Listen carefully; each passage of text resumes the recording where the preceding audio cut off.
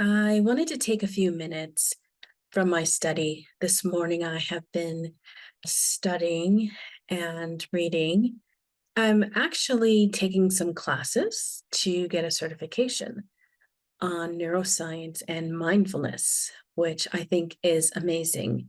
There's absolutely no way you can look at the brain and not realize that there was an intelligent, compassionate, creative entity who I will call Elohim because that is who he is to me, that made us, that made our minds.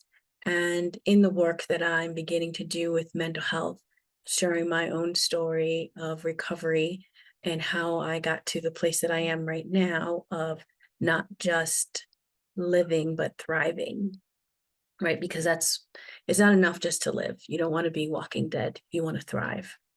Dr. David Malapa, who I've met over here, says, if you're not growing, you're dying. And that is so true. So many people are just existing. But, anyways, that's not why we came.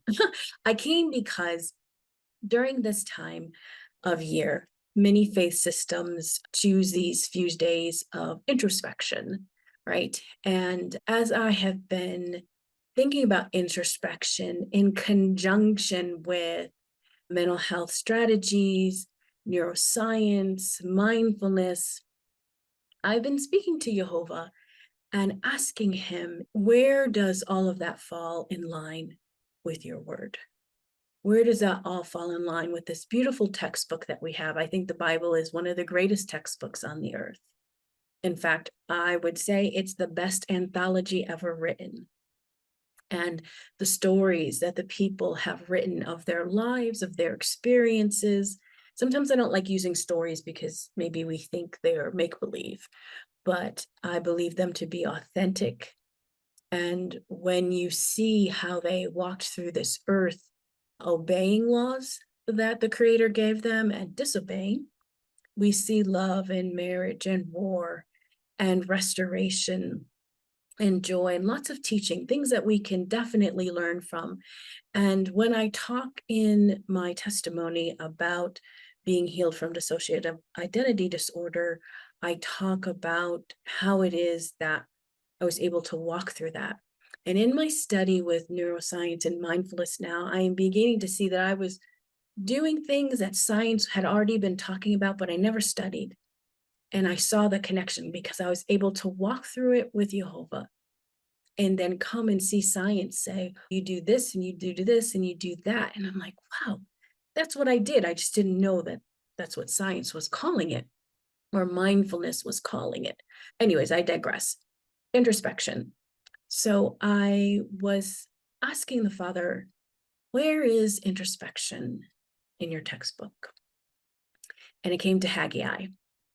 So I thought it was amazing. I just want to share with you Haggai, the first chapter. So let me open up my phone and I want to read to you. So in Haggai, Haggai is a prophet, and the Lord comes to him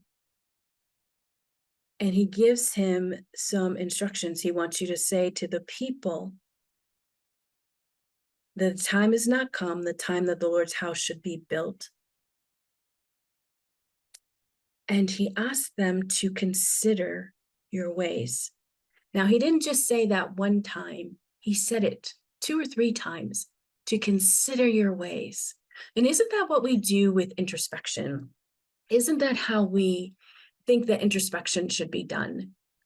But what I saw as I asked and as I watched Jehovah display this to me in Haggai chapter 1 is that he called them to introspection. He told them what they had done wrong. They saw what they had done wrong. They acknowledged it. He gave them a plan and how to fix it. But I love this sentence here. Okay. In Haggai 1, verse 13, then spake Haggai, the Lord's messenger, in the Lord's message unto the people, saying, I am with you, saith the Lord.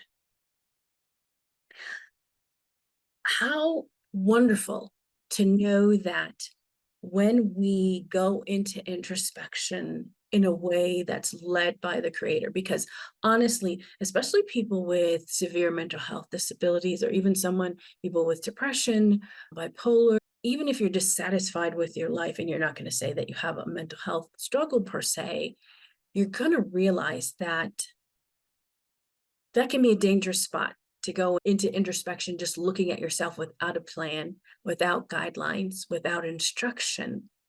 And so I want to encourage you during this time of introspection, of self awareness, that you have a plan. You wait until you're led. And when you walk through, not to stick in a place to berate yourself, but that you see the things that have been done wrong. You then write them down. You write down a solution. You know that your creator is with you. And then what's the fascinating thing at the end of this chapter is that they were able to rebuild and restore in record time. And that's how it works with Jehovah. He comes in, he gives you a plan, tells you what to do, tells you what's wrong. You acknowledge it. He acknowledges he's with you. And then you restore and get it done in record time. So I encourage you during this time, if you are doing introspection, if you are doing moments of self-awareness, that you remember that there should be a strategy and a plan when you go into it. Don't just ramble in and stay stuck looking at yourself. Know that there's a textbook. Go to Haggai chapter 1 and read that and be encouraged. Let it speak to you on the way to do introspection, on the way to know that you're Jehovah. He is with you, and watch restoration happen in your life in record time. Shalom.